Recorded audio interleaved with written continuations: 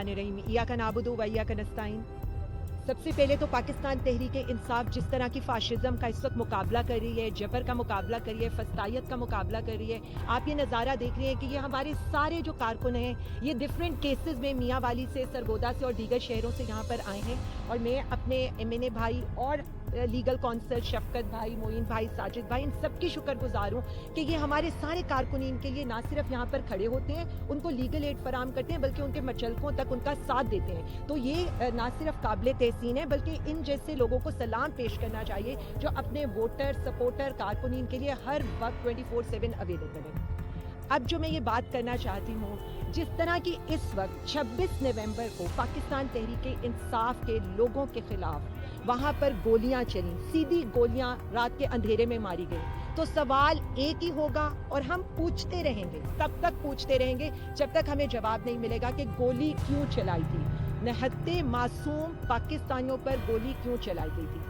वैसे तो यहाँ पर नायब वजीर आजम साहब मान चुके हैं कि गोलियां भी चली थी, और कल सेनेटर साहब भी PMLN के ने ये कहा है कि हमें नहायत अफसोस है कि एक पार्टी के कारकुनों के ऊपर इस तरह का फाशिज्म हुआ है और गोलियां चली हैं। लेकिन मैं एक कदम आगे बढ़कर ये पूछना चाहूँगी कि आप लोग ज़रा ये तो फैसला कर लें, पहले तो आपने मान लिया कि गोलियाँ चली हैं, अब ये बताएं कि गोलियाँ चलाई किसने हैं और हमारी लाशें कहाँ पर हैं। इस वक्त हमारे तकरीबन 200 लोग मिसिंग हैं, 12 लोग आइडेंटिफाई हो चुके हैं, और इंशाल्लाह ताला हम मिसिंग लोगों को भी हमारा सोशल मीडिया हाईलाइट करके ये सवाल पूछेगा कि ये हमारे मिसिंग लोग कहाँ पर हैं।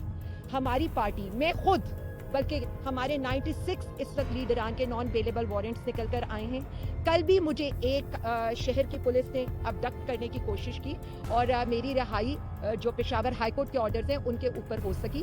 तो मैं सिर्फ इतना कहना चाहूँगी कि हम रूल ऑफ लॉ के आगे सरेंडर करके अदालतों में भी पेश हो रहे हैं, अदालतों से ऑर्डर भी लेकर आ रहे हैं, लेकिन ये हुकूमत जिस तरह का जबर हमारे खिलाफ करने की कोशिश करी है तो प्लीज़ उससे बाज रहे, क्योंकि हम अदालतों के आगे आकर पेश हो रहे हैं। इतनी सारी 26वीं तरमीम के बावजूद हम अदालतों के आगे सरेंडर कर रहे हैं। तो आप भी रूल ऑफ लॉ की रिस्पेक्ट करना सीखें, हालांकि अदलिया पर भी आप मुसल्लत हो चुके हैं। उसके अलावा जो मैं ये कहना चाहती हूँ, मुल्क के मुंतखब वजीर आजम के साथ जिस तरह की कार्रवाइयाँ की जा रही हैं, जिस तरह की ये बात की जा रही है कि उन्हें मिलिट्री कस्टडी में दिया जाएगा, तो मेरा सवाल सिर्फ इतना है, अवाम के वोट की तौहीन तो आपने की थी, अवाम के वजीर आजम की तौहीन तो आपने की थी, अवाम की तौहीन करके अवाम को गोलियां मारने तक बात आ गई है, लेकिन उसके बाद भी अगर अवाम नहीं मान रही तो मुल्क का सोचें, अवाम का सोचें, आगे बढ़ें और इस मुल्क के बारे में ये सोचें कि अवाम का फैसला मानना पड़ेगा, अवामी वजीर आजम को आपको मानना।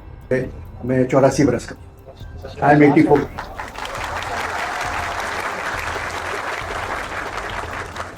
अच्छा, अब जो हालात हैं मेरे लिए वो उनके यहाँ मैं समझा था कम होंगे बच्चे, तो मैं बोल सकता हूँ 200 लोगों से ज़्यादा बोल के मुझे परमिशन नहीं है, ये इदारों की तरफ से है।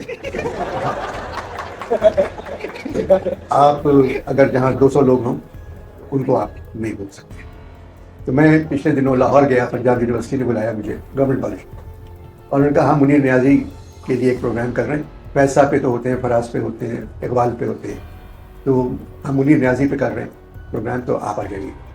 मैं चला गया, दुगने बच्चे थे इससे भरा हुआ, इधर उधर खटखट, चाचा साहब भी बैठे हुए थे। तो मैंने कहा कितनी देर बोलना है मुझको, तो कहने के 40 मिनट। मैंने कहा मैं 20 मिनट मुनीर पे बात करूँगा, 20 मिनट नियाज़ी पर।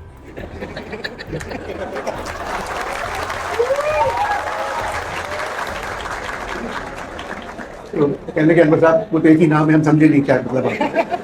मैंने कहा वो एक नाम नहीं है, वो शुरू से ही है, मुनीर नियाज़ी नाम है उनका। उस वक्त भी नियाज़ी के पीछे है मुनीर,